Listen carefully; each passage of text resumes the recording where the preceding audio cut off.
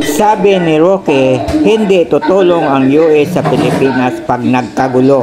Bagsak daw ang ekonomiya din tulad ng China na maunlad. Hindi niya alam o nambubula lamang.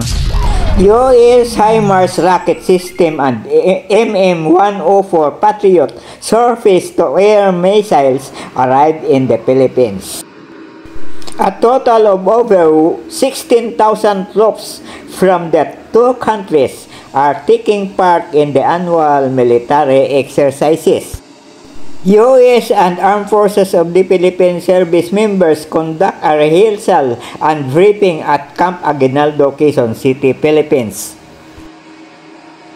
Ayan o, nagbe-briefing, nagtesting ng missile kung paano targetin ang China at palubukin ang mga barko sa West Philippine Sea kung sakali.